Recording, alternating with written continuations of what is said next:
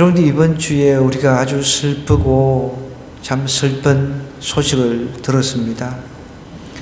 하늘이라고 하는 이제 만 8살 아이가 선생님 손에 살해당하는 끔찍한 일이 있었죠.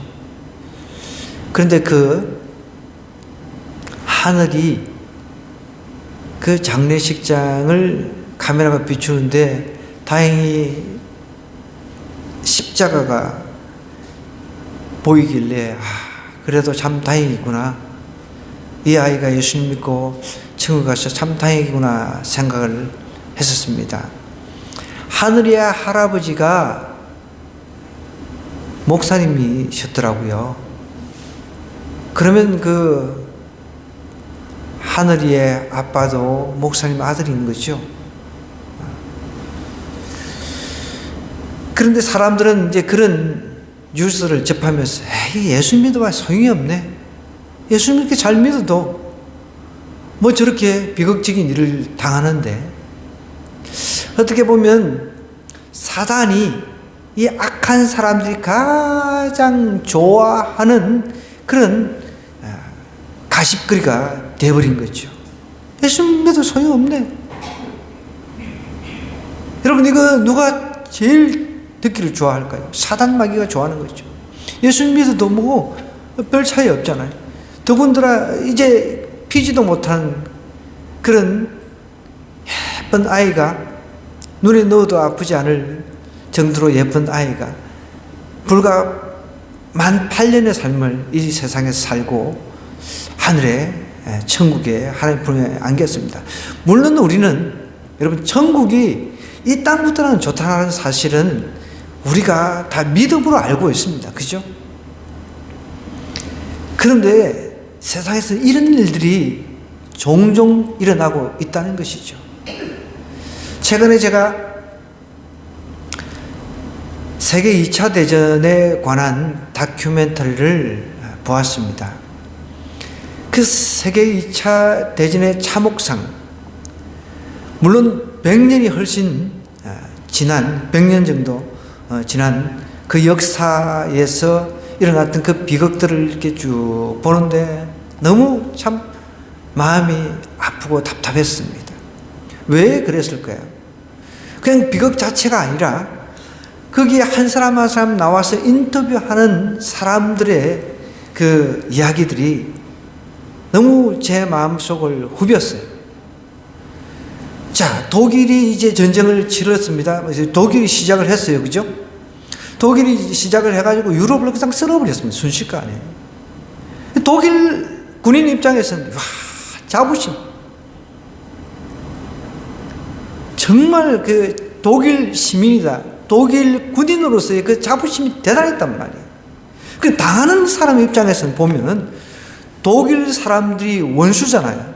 독일도 기독교 국가였습니다. 그죠?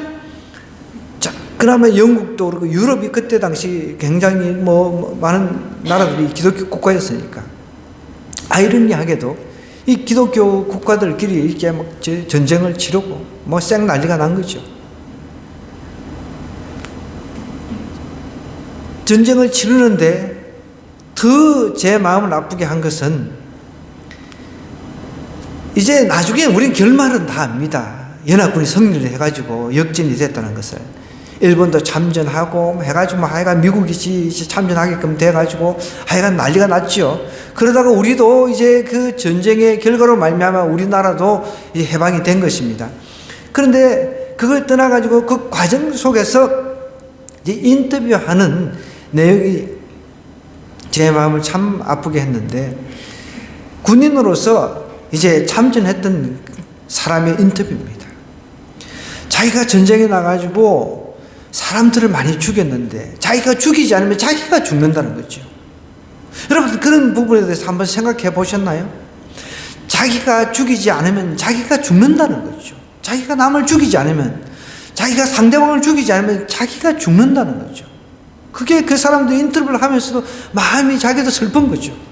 그건 현실이잖아요. 나 저 사람 불쌍한데, 총을 어떻게 쏴? 난 저 사람 죽일 수 없는데. 하는 순간에 난 죽는다는 거예요. 상대방이 그렇게 하냐는 거죠. 나는 저 사람 불쌍한 그런 결을 자체가 없다는 것이죠. 그래서 전쟁이라고 하는 것은 너무 냉혹한 겁니다. 너무 그냥 냉혹한 거죠. 그 상대방 적이 나의 가족일 수도 있고 나의 형제일 수도 있고 그렇잖아요. 그런데 어떤 때는 적이 돼가지고 죽이고 살리기도 하고 그런다는 거죠.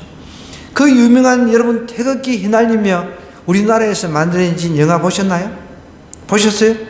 네. 참 저는 그 영화 보고 막 울었던 것이 기억이 납니다. 너무 감동적이고 물론 이제 미화시키고 조금 이제 영화로서의 재미를 더하기 위해서 각색한 부분도 있겠죠. 형이 동생을 아꼈는데 나중에는 이제 형 동생이 이제 그 한쪽은 북한군이 되고 한쪽은 남한군이 돼가지고 서로 싸우잖아요.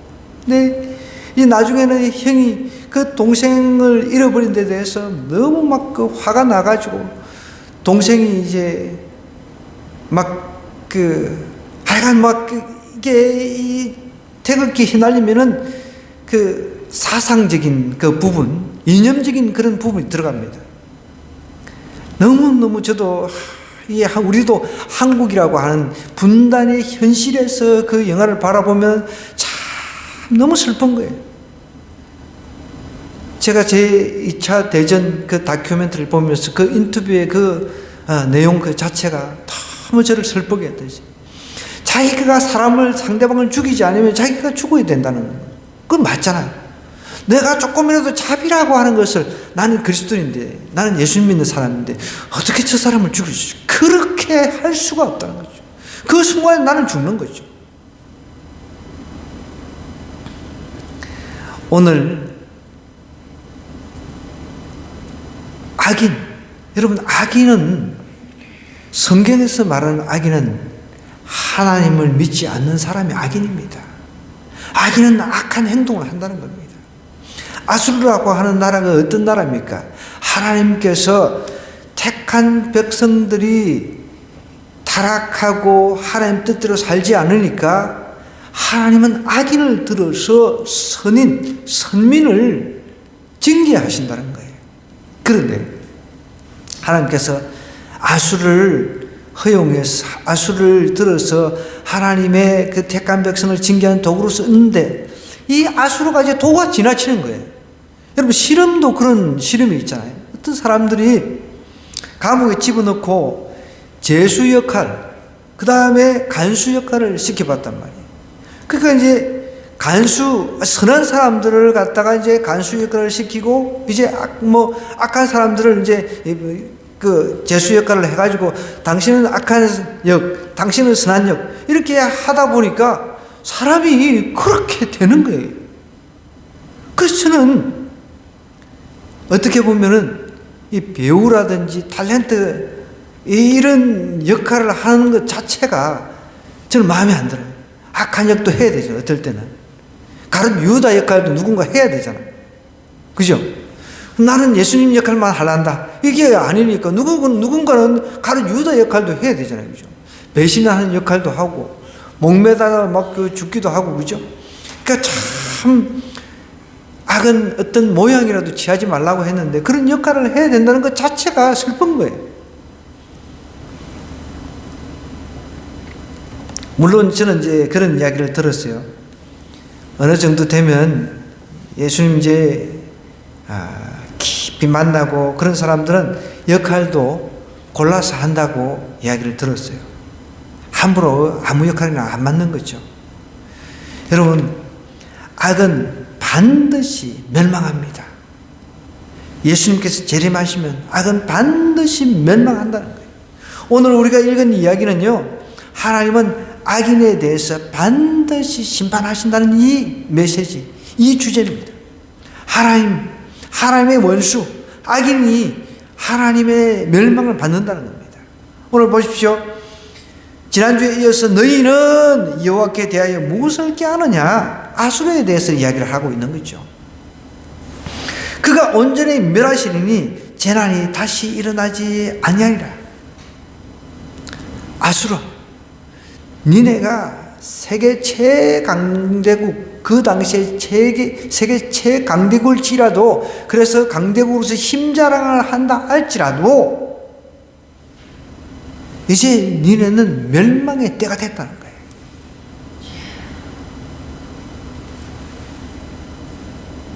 어떤 시점에 하나님께서 이렇게 특별한 유대 그리고 이스라엘을 혼내주는 역할만 해라, 그렇게 했는데 더 나가버린 거죠.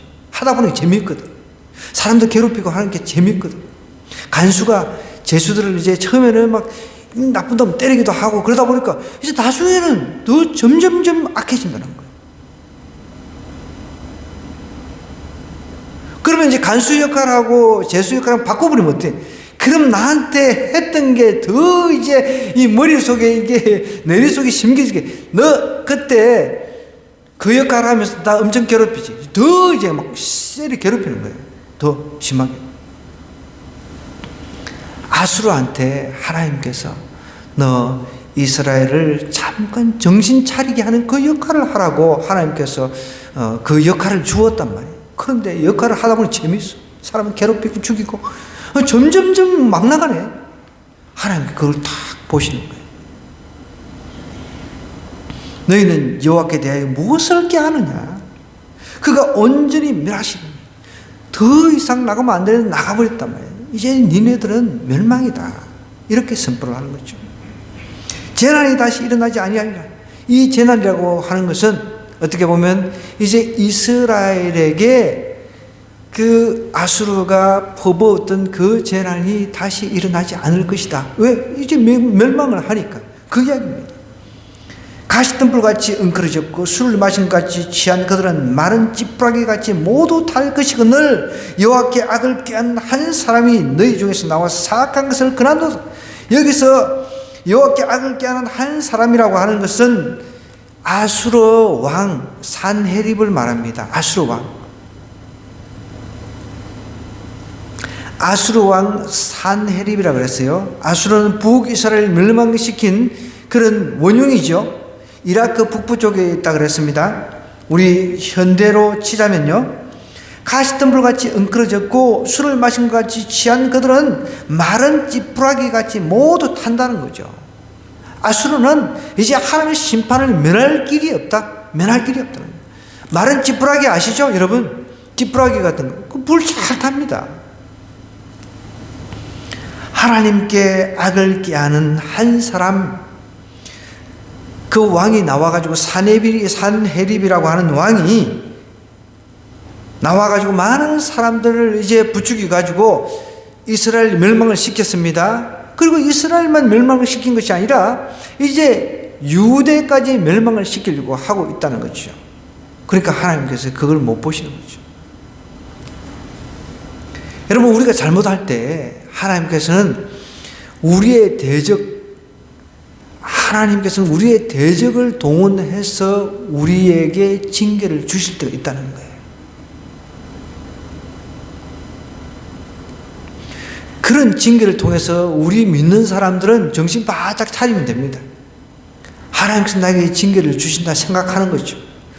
제가 모든 것이 그렇게 1+1은 2 이런 식으로 수학 공식처럼 떨어지는 건 아닙니다. 그러나 가장 좋은 방법은 나한테 어떤 일이 생기면 하나님께서 이 일을 통해서 나에게 뭔가를 말씀하시려고 한가 보다, 이렇게 생각하는 것은 참 좋은 습관입니다. 하나님께서 어떤 나에게 어려움을 줬으라도 나한테 지금 확성기를 대고 이야기를 하시고 계신다라고 생각하는 것은 굉장히 좋은 습관이라는 거예요. 거룩한 습관입니다. 우리는 무뎌가지고 그런 생각조차 안 하는 거죠. 에이, 오늘 재수 없네. 왜 이렇게 일진이 안 좋아? 이런 생각을 하는 경우가 다반사죠. 그러나 여러분, 작은 것 하나에도 민감하라고 했습니다. 여러분, 저도 최근에 우리 집사람이 냄비 뚜껑을 깨가지고 와장창 깨졌어요. 유리가 깨져가지고 근데 이제 청소를 나름대로 이제 했는데, 딱 하필이면은 그 유리가 제 발에, 양말에 이게 찔려가지고 박힌 거예요. 아주 적은 겁니다. 아주 눈에 보이지도 않을 정도로, 근데 내 눈에는 보이지는 않는데 내 느낌은, 내 피부의 감각은 그게 느껴지는 거예요. 박혔다는 게. 아, 딱 순간 박혔네. 그래서 손으로 잡아보니까 조그마한 게 만져지는 거예요. 그걸 빼냈습니다. 만약에 그것이 박혀 있으면 어떻게 됩니까? 계속 불편하죠. 똑같은 겁니다. 하나님께서 나에게 어떤 환경적인 사건을 주십니다. 그것은 나를 하나님은 여러분, 우리를 징계하기 좋아하시는 분이 아닙니다. 그 사건들을 통해서 나에게 정신 차리라고 하는 메시지, 신호일 수가 있다는 거죠. 근데 그것을 내가 무시를 해버려. 그 조그마한 그게 박혔어. 아이고, 뭐 이것쯤이야, 뭐. 나는 용감하고 씩씩한데, 그냥 뭐 씩씩 걸어 다닌다 그러면 그게 점점 더 박힐 거 아니에요. 그럼 나중에 내가 그것을 손으로 뺄 수 있는 것을 나중에는 이제 그 날카로운 그걸로 이렇게 해가지고 후벼냈거든요. 후벼내기는 했거든요. 혹시 또 모르잖아요. 더 큰 문제가 생길 수 있다는 거죠. 하나님께서 작은 것 하나 환경을 통해서 나에게 말씀하신다라고 생각되면 정신 바짝 차리고 그 환경을 통해서 말씀하신다 하나님께 귀를 기울여야 된다는 거예요. 믿는 사람은 그렇게 해야 된다. 여러분, 아수르라고 하는 악인은 믿는 사람들이 아니었단 말이에요. 그러니까 멸망에 대해서 선포를 받아도 전혀 개의치가 않는 거예요. 그런데 하나님은 그 약속하신, 선포하신 그대로 그냥 심판해버리는 거예요. 100년을 기다리셨습니다. 아수르가 회개한 뒤에 하나님께서 100년이라고 하는 기간을 주셨음에도 불구하고 아수르는 교만해진 거예요. 사람이 자꾸만 교만해지는 거예요. 12절 볼까요? 여호와께서 이같이 말씀하시기를 그들이 비록 강하고 많을지라도 반드시 멸절을 당하리니 그가 없으시리라. 내가 전에는 너를 괴롭혔으면 다시는 너를 괴롭히지 아니할 것이라. 이제 내게 지운 그의 멍에를 내가 깨뜨리고 내 결박을 끊으리라. 여기 앞에서는 10절과 11절은 아수르에게 이야기한다라고 하면 12절과 13절은 누구에게 이야기를 하고 있습니까? 유대 백성들에게, 하나님의 선민, 하나님께 택한 백성에게 지금 하나님께서 말씀을 하고 계신다는 거예요. 자, 그러면 악인에게 말을 하시는 하나님, 선인, 의인에게 말을 하시는 하나님, 동시에 지금 하고 계십니다. 우리는 예수님 믿는 사람이 의인이라고 그랬습니다. 하나님이 우리에게 말씀하실 때는 여러분, 어떤 때는 징계의 말씀일 때는 하나님 제가 죄송합니다 하면 돼요. 그런데 어떤 때는 하나님께서 이렇게 위로의 말씀을 하실 때가 있어요. 내가 막 침울에 빠져가지고 내가 어떤 환경에 자질해 있을 때 하나님께서 우리에게 다가오셔가지고 일어나라, 아들아 딸아 일어나라, 그렇게 우리에게 위로의 약속, 격려의 그 말씀을 하시는 거예요. 보십시오. 12절 보면 여호와께서 이같이 말씀하시기를 그들이 비록 강하고 많을지라도 반드시 멸절을 당하리니. 여러분, 악인들이 아무리 많다 할지라도 하나님께서 반드시 다시 오셔서, 예수님께서 오셔서 멸절시킵니다. 사람들이 얼마나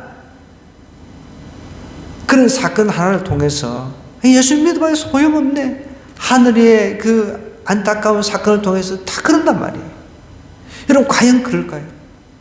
만약에 하늘 양이 천국이라고 하는 곳에 가 있다라고 우리는 가정을 충분히 할 수 있습니다. 그죠? 그러면 그 하늘 양이 나는 밑에 가가지고 인생 8년밖에 안 살았으니까 나도 거기서 한 100년 정도를 좀 살아보고 여기 왔더라면 이런 생각을 할까요? 저는 절대로 그렇게 생각을 하지 않을 거라고 믿습니다. 그런데 사단 마귀는 그런 사건들을 통해서 많은 사람들을 갖다가 예수님 믿는 거 그거 소용없어, 봐봐 예수님 믿어도 안 되잖아, 사업도 안 되고 하는 일도 안 되고 정말 뭐 내가 기도한 대로 되는 게 뭐가 있어? 자꾸 이렇게 우리에게 낙심할 수 있도록 사단 마귀는 이게 충동질한다는 거예요. 여러분, 우리는 그게 꼬이면 안 돼요. 그게 꼬이면 안 된다는 거예요. 하나님은 어떻게 이야기를 합니까? 그들이 비록 강하고, 지금은 사단 마귀가 잠시 동안 이 공중 권세를 잡았기 때문에, 공중 권세 잡은 사단 마귀가 지금 세요. 세계는 세요. 그러나 이미 예수님께서 1차적으로 오셔가지고 사단 마귀와 이제 싸워서 승리하셨어요. 죽음을 이기고 사망 권세를 물리치고 승리하셨기 때문에 이미 사단 마귀는 한번 이제 빅 쓰러졌기 때문에 힘을 잃었단 말이에요. 그러니까 그들이 비록 강하고 많을지라도 반드시 멸절을 당하리라 라고 이야기를 하고 있습니다. 그러니까 여러분, 우리가 신앙생활을 하면서 낙심하고 넘어지게 하는 요소가 많이 있잖아요. 그럴지라도 우리 주님을 바라보시기 바랍니다. 주님 바라보시면 다시 일어나는 거예요. 악인은 반드시 멸망한다. 여기서 말하는 악인은 아수를 말합니다. 멸절당하니 그가 없으리라. 내가 전에 너를 괴롭혔으나 다시는 너를 괴롭히지 아니할 것이라. 아수르는 영원히 멸망해서 사라져버렸잖아요. 역사상에서. 그죠? 다시는 이제 하나님께서 택한 백성 괴롭히지 않겠다는 겁니다. 또 보십시오. 13절에 이제 내게 지은 그의 멍에를 내가 깨뜨리고 내 결박을 끊으리라. 하나님께서 아수르를 통해서 징계를 유대 백성에게 했습니다. 근데 그게 얼마나 힘들었겠습니까? 아까 전에 제가 설명했잖아요. 여러분, 사람을 포로로 잡아가지고 정말 여러분, 인권이라고 하는 게 어디 있습니까? 요즘에는 인권인 말을 많이 쓰잖아요. 그죠? 그래서 인권위원회라고 하는 특정한 부서까지 새로 만들었어요. 그래서 가끔씩 보면 저는 인권위원회에서 하는 거 보면은 가끔씩 조금 황당할 때가 있기는 해요. 인권위원회는 인권이 중점이니까 동성애 문제 우리는 굉장히 민감하잖아요. 그죠? 동성애 이런 거 우리 믿는 사람은 하나님의 법에 위배되니 그 사람들은 하나님의 법하고 상관은 아니에요. 인권이라고 하는 그 자체만 보는 거죠. 그러니까 어떤 기준이 모든 사람은 평등하다. 그런 기준을 가지고 이제 바라보고 그것을 기준으로 평가를 하니까 우리가 믿는 하나님의 그 법 아래서 보면은 전혀 인권위원회에서 어떤 결정을 내리는 것이 우리하고는 안 맞는 경우가 많잖아요. 그래서 제 선배 목사님, 같은 신학교에 나온 목사님은 그 인권위원회 앞에서 항상 1인 시위하고 페이스북에 올려놔요. 그럼 저는 뭐 그게 나가서 할 수 없으니까 좋아요 꾹꾹꾹 누르시는 그런 역할만 했거든요. 내게 지은 그의 멍에를 내가 깨뜨리고 내 결박을 끊으리라. 하나님께서 아수를 통해서 이스라엘에게 엄청난 그 멍에를 지웠습니다. 그런데 이제 그것을 하나님께서 싹 깨뜨려 주겠다는 거예요. 자유하게 해주겠다는 겁니다. 자유하게. 이제 포로에서 벗어나게 해주겠다는 거죠. 그게 역사적으로 이제 고레스라고 하는 대왕이 나와가지고 이제 포로로 잡혀갔던 이스라엘 사람들이 다 이제 회복하고 포로에서 해방돼서 돌아오는 역사가 일어났습니다. 실질적으로. 그래서 고레스 왕의 그 포로 석방의 이야기를 하고 있는 거죠. 내 결박을 끊으리라 했습니다.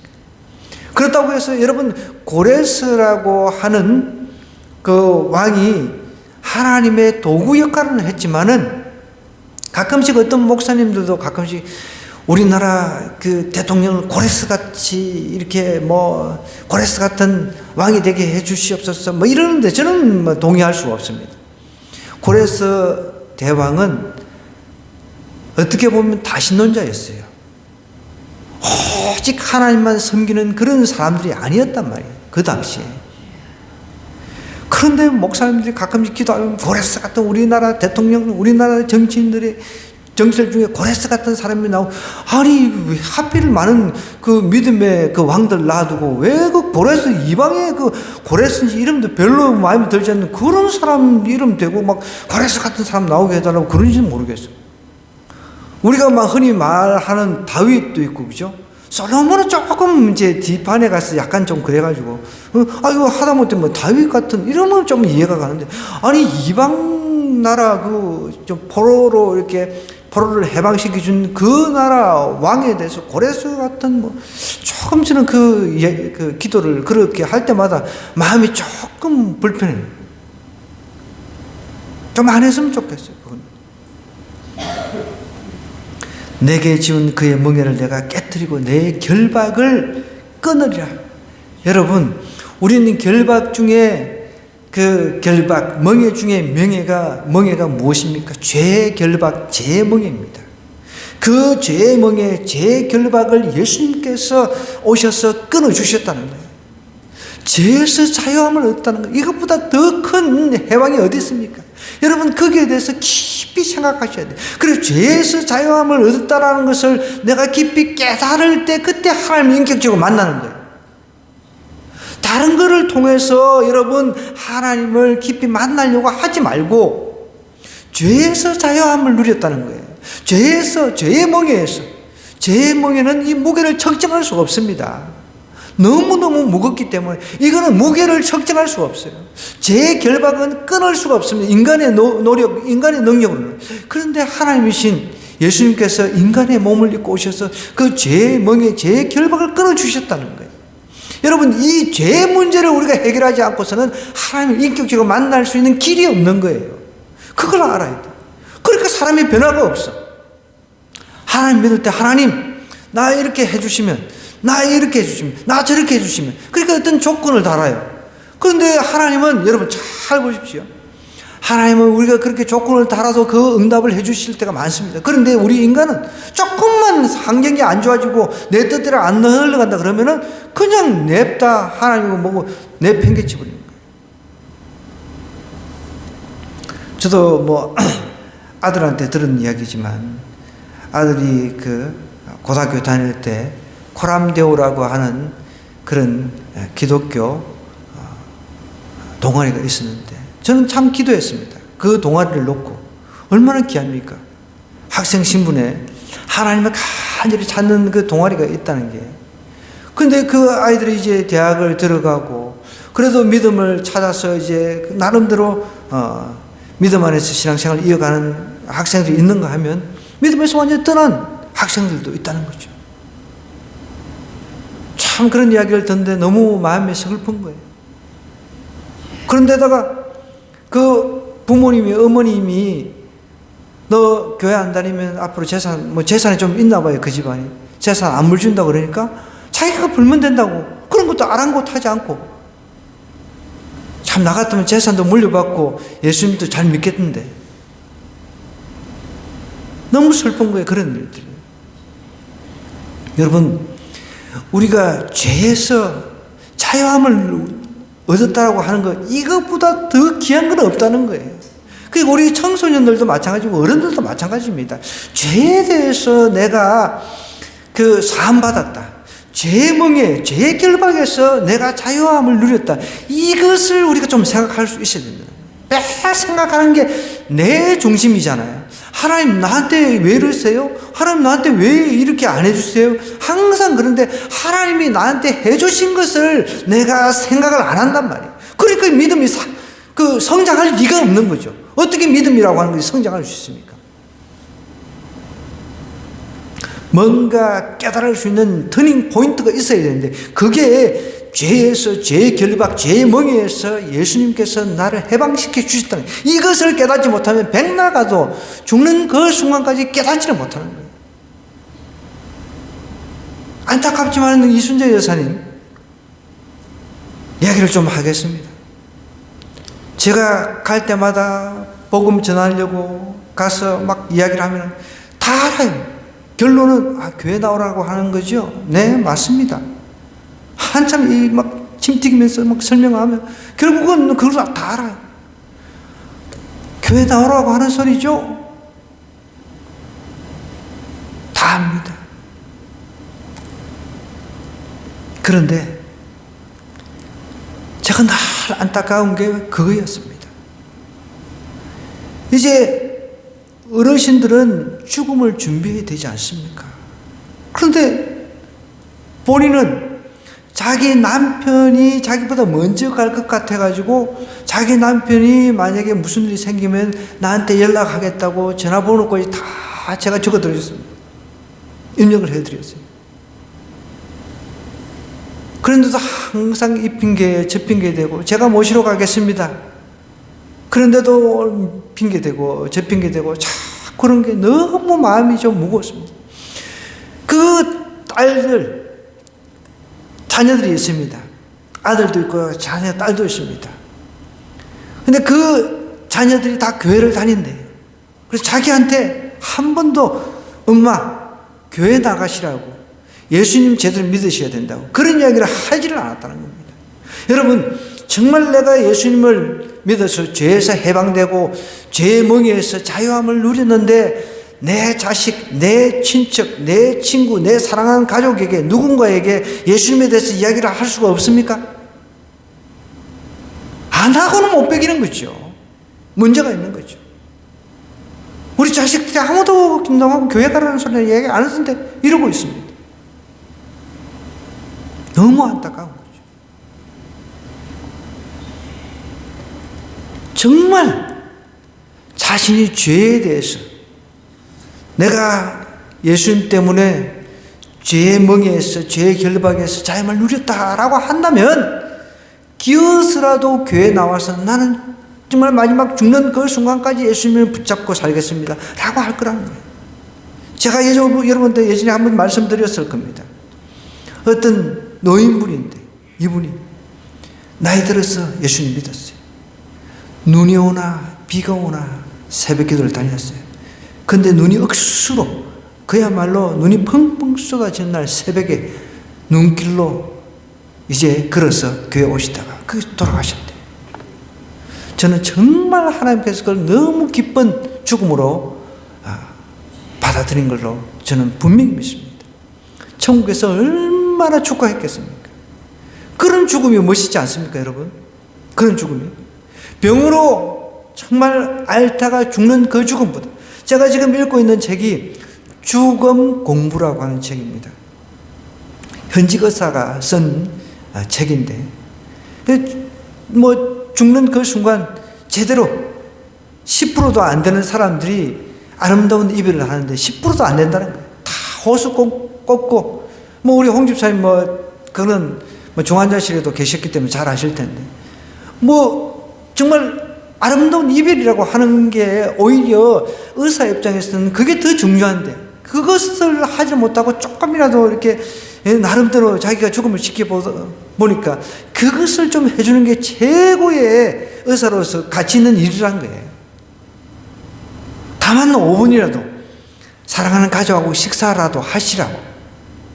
어차피 이제 자기가 보는 관점에서는 얼마 안 남았으니까 병원에만 있어가지고 식사도 못하고, 그게 아니라 가족들하고 가서 정말 좋은 관계도 다시 맺고 식사도 하시고 그런 마지막 시간을 그렇게 가지기를 원한다는 거죠. 그게 아름다운 이별인 거죠. 근데 우리는, 여러분, 예수님 믿는 사람들은 그런 이별을 충분히 할 수 있죠. 평소에 우리는 준비를 하고 있으니까. 근데 보십시오. 저는 수많은 사람들에게 복음을 전했습니다.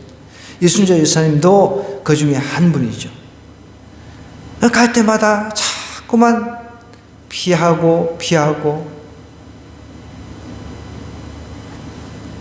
교회 나오면서도 핑계대고 이 핑계대고 미안하니까 한 번은 나와주고.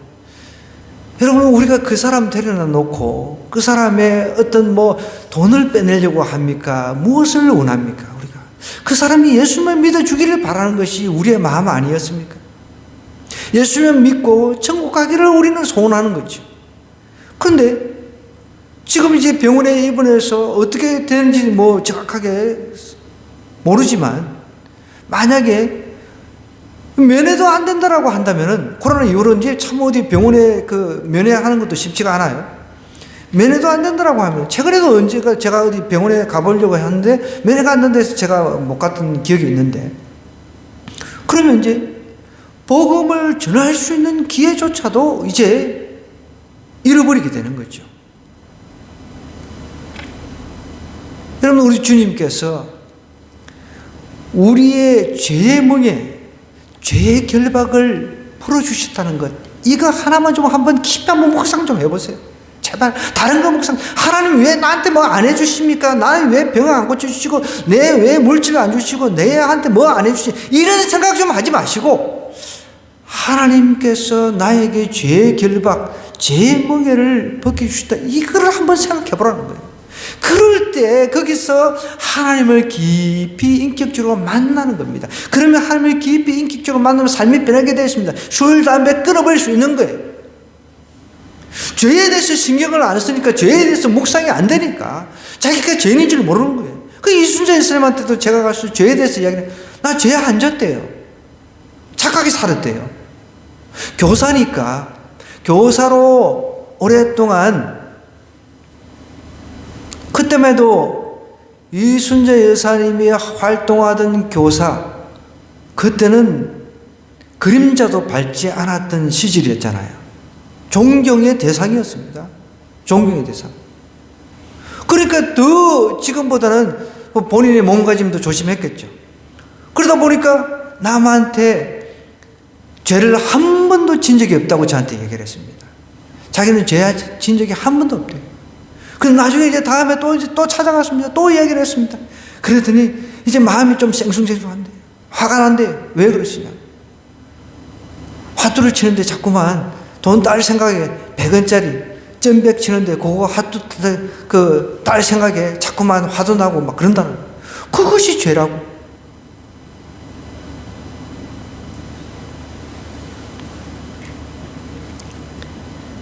하나님께서 우리에게 행하신 것, 여러분 그거 좀 생각해야 돼요. 왜 청소년들이 변화가 없습니까? 왜 청년들이 변화가 없습니까? 왜 성인들이 변화가 없습니까? 죄의 멍에, 죄의 결박에 대해서 깊이 있게 생각을 해보지 않았다는 것입니다. 하나님은 이런 멍에들을 갖다가 깨뜨려 주시겠다고 유대 백성에게 말씀하셨습니다. 그리고 이제 14절부터 15절에 나 여호와가 내게 대하여 명령하였나니 내 이름이 다시는 전파되지 않을 것이라. 내가 내 신들의 집에서 새긴 우상과 부은 우상을 멸절하며 내 무덤을 준비하는 이는 내가 쓸모없게 되. 아수르에게 말씀하시죠. 아수르는 이제 쓸모없어요. 더 이상 니네 같은 나라는 이제 이 지상에 존재할 이유가 없다는 거예요. 완전히 하나님께서 끊어버립니다. 또 볼까요? 볼지어다 아름다운 소식을 알리고 화평을 전하는 자의 발이 산 위에 있도다. 유다야 내 절기를 지키고 내 소원을 갚을지어다. 악인이 진멸되었으니 그가 다시는 내 가운데로 통행하지 아니하려다 하시니.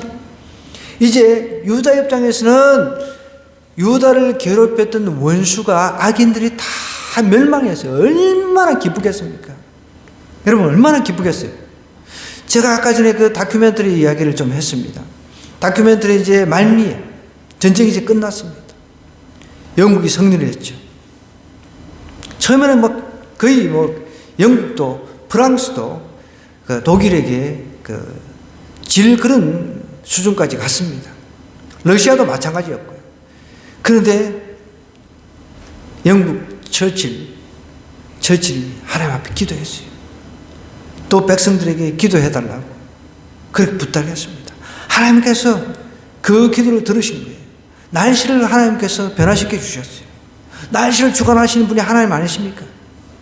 그러니까 어쨌든 결론은 우리 2차 대전 연합군이 승리를 했죠. 우리가 이제 해방이 되고 어떤 승리를 했어요. 많은 사람은 죽었습니다. 많은 사람이 죽었어요. 여러분 그 죽음의 대가로 승리를 얻었어요. 우리 지난 월요일 날 역대 어르신하고 자기 철원을 좀 다녀왔는데, 철원에 갔다 오면서 역대 어르신이 그런 이야기를 하시더라고요. 철원에 있는 강원도 철원 쌀이 그렇게 맛있대요. 근데 그 맛있는 게 사람들이 그때 너무 많이 죽어가지고 피를 흘렸죠, 썩었죠. 그 사람 몸 70%가 수분, 70~80%가 수분이라고 그러잖아요. 그것이 다 흘러가지고 땅 밑에 들어가가지고 그것이 토양을 비옥하게 만들어가지고 거기서 쌀이 재배돼가 쌀이 맛있어졌다는 거예요. 우리는 그 수많은 사람들의 죽음에 대해서 생각을 해봐야 된다는 거죠. 그 2차 대전에서 이제 영국 연합군이 성공해가지고 나와가지고 사람들이 막 환호하면서 춤을 추고 막 그런 상황입니다. 우리도 막 대한민국이 이제 해방됐을 때 막 나와가지고 막 깃발 들고 나와서 막 그랬잖아요. 그죠? 우리는 태어나기도 전에, 그죠? 사람들이 그렇게 했단 말이에요. 우리는 이제 역사의 한 필름을 통해서 보고 있는데, 오늘 보십시오. 아수르가 지금 멸망했습니다. 이 멸망을 전하는 사람을 한번 생각해 보세요. 멸망을 유대 땅에 전하는 사람. 그때같이, 그때는 오늘날처럼 TV 딱 틀면 뉴스가 나와가지고, 요즘에는 실시간이잖아요, 실시간. 실시간으로 뉴스를 우리가 접할 수가 있어요. 먼 이야기가 바로 실시간으로 들을 수 있어요. 그런데 이때는 이제 전령들을 보내가지고 어떤 한 사람이 말을 타고 가든지, 안 그러면 예전에 마라톤 전투에서 승리를 이제 전하기 위해서 그것이 이제 마라톤의 유래가 됐다고 이야기를 하잖아요. 결국 그 사람은 쓰러져 죽었잖아요. 그죠? 그러니까 전쟁에서 이제 승리, 이 원수, 악인이 지금 멸망했다는 것을 전하러 온 사람 입장에서는 어떻게 전할까요? 제일 높은 산에 올라가서 사람들이 들을 수 있는, 그때는 마이크도 없었을 거예요. 고함을 지르면서 우리의 원수 아수르가 멸망했습니다. 멸망했습니다. 멸망했습니다. 이런 기쁜 소식을 그냥 전하지 않았을까요? 여러분, 우리가 예수 그리스도 전하는 거, 그게 뭐가 어렵습니까? 저는 오늘도 우리 유인자 어르신 또 이렇게 또 만나 식사하면서 머릿속에 온통 어떻게 하면, 저는 그렇게 밥 먹고 하는 거 별로 크게 개념지 않습니다. 오직 복음 전하는 거, 그 생각밖에 없었거든요. 어떻게 하면 저 영혼에게 복음을 전할까? 근데 그래도 들어보니까 그 언니도 미국에 계시고, 어머니는 진정 어머니는 돌아가신 다 예수님 믿으시더라고요. 그리고 그 언니는 지금도 막 울면서 그렇게 교회 나가라고 그렇게 이야기를 하신다는 거예요. 정말 여러분, 예수님 믿는 사람은 울면서 전할 수밖에 없는 거예요. 내가 예수님 믿는데 주변 사람한테, 정말 내 가족, 내 피부치한테 예수님을 울면서 전할 수가 없다 그러면은 그건 예수님 믿는 게 아니죠. 죄에서 내가 사함받고, 죄에서 용서받고, 죄에서 그 멍에에서, 죄에서 자유함을 얻은 것이 내가 실감을 하지 않는 거예요. 그리고 볼지어다 아름다운 소식을 알리고 화평을 전하는 자의 발이 산 위에 있다. 산에 올라가서 외쳤다는 거예요. 산에 올라가서 아수르 멸망했습니다. 여러분, 우리를 괴롭혔던 그 아수르 멸망했습니다. 유다를 힘들게 했던 아수르 멸망했습니다. 이렇게 외쳤다는 거예요. 산에 올라가가지고. 그러면서 이렇게 유다에게 이야기를 합니다. 유다야, 내 절기를 지키고, 이제 하나님께서 내 원수, 내 원수가 곧 하나님의 원수란 말이에요. 그죠? 내 원수 멸망했으니까 이제 니네들은 다시금 하나님의 절기, 하나님께서 지키라고 하는 절기 잘 지키고 내 소원을 갚을지어다. 여러분, 우리가 하나님 앞에 서운한 그 마음에 조금이라도 서운한 거 있으면 지켜야 돼. 내 하나님, 내 이렇게만 해주시면 내 뭐 하겠습니까? 근데 하나님께서는 우리가 알게 모르게 응답을 싹 해주실 때가 있어요. 그런데 나는 싹 잊어버려. 그러면서 하나님께서 나한테 안 해준 것만 자꾸만 기억하는 거죠. 안 좋은 것만. 유다 내 절기를 지키고 내 소원을 갚을지어다. 악인이 진멸되었으니 그가 다시는 내 가운데 통행하지 아니하리로다 하시니라. 여러분, 악인의 멸망은 나홈스를 통해서 이렇게 명명백백하게 말씀하고 있습니다. 지금 우리 주변에 정말 우리가 이해할 수 없는 사건들이 일어나잖아요. 하늘양 사건처럼. 악인들은 그래 너 예수님 믿어봐야 뭐 잘되긴 뭐가 있어.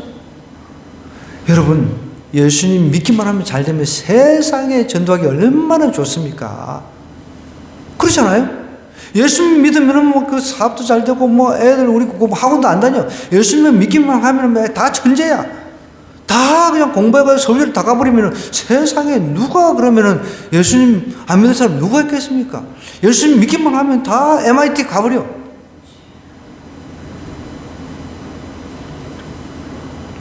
예수님 믿어도 우리에게 우리가 보는 측면에서는 불행이라고 하는 것들이 있을 수가 있다는 거죠. 예수님 믿어도 순교도 하잖아요. 그죠? 그런 일들이 우리에게 일어납니다. 우리는 그 이상도 그 이하도 아니고 하나님의 주권을 그냥 인정하고 우리가 할 수 있는 것은 하나님의 뜻을 그냥 받아들이는 것밖에 없다는 것입니다. 그런데 분명한 것은 악인은 반드시 진멸한다는 거예요. 이제 악이 더 이상 활동할 수 없는 세계가 온다는 거예요. 그게 예수 그리스도의 재림이라는 겁니다. 그때는 악이 더 이상 활동을 할 수가 없는 거예요. 그때는 완전히 이제 우리는 영원 천국으로 가지만 이 악인들과 사단 마귀 그 악인들을 꼬드겨 가지고 악한 계교에 빠뜨리게 한 그 모든 세력들은 다 지옥 유황불로 집어넣었어. 영원히 거기서 고통당하면서 이를 갈면서 후회하게 만든다는 거예요. 여러분 이 나홈스가 2600년, 2700년 전에 쓰여졌다라고 한다면 동일한 메시지가 오늘 우리에게 전달되어져야 됩니다. 하나님은 악한 원수 반드시 멸망하신다는 거죠. 우리를 힘들게 하는 원수가 있다라고 하면은 그것은 곧 하나님의 원수이기도 합니다. 하나님 마음을 아프게 한 사람들, 그것이 결국은 하나님의 원수가 되겠죠. 나는 하나님 안 믿겠다. 나는 하나님 안 믿는다. 이런 사람들 지금도 얼마나 많은지 모릅니다. 그것이 결국은 하나님의 원수라는 것이죠. 그런데 그 원수는 마지막 때 반드시 멸망한다는 거예요. 그러나 하나님의 믿는 선민, 비록 징계를 당하고 여러 가지 좌절 가운데서 곤란 가운데서 여러 가지 멍에를 메고 있지만 하나님이 그것을 다 깨부수고 언젠가는 구원해 주신다는 거예요.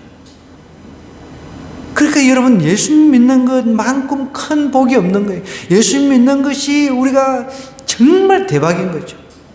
예수님 믿는 것보다 더 좋은 건 없다는 것이죠. 내 미래가 저 천국이라고 하는 내 미래가 보장됐기 때문에 오늘 이 말씀 생각하면서 우리 한번 기도하십시다. 하나님, 제가 그동안 하나님께서 나의 죄의 멍에를, 죄의 길을 깨뜨려 주시고 나를 구원해 주신 것에 대해서 소홀히 생각했다면 용서해 달라고, 또 악한 사단 마귀가 나를 책동해서 나를 넘어지게 해서 나를 더 이상 쓰러지게 할 수 없는 상황에 왔다 할지라도 하나님은 반드시 나를 다시 일으켜 주시고 다시 회복시켜 주실 것입니다. 그것을 믿고 우리는 낙심하지 말고 한 걸음 한 걸음 저 전상 천국을 향해서, 승리를 향해서, 최종 승리를 향해서 달려가야 됩니다. 하나님을 의심하지 않고 순전한 믿음으로 나아가게 해주세요.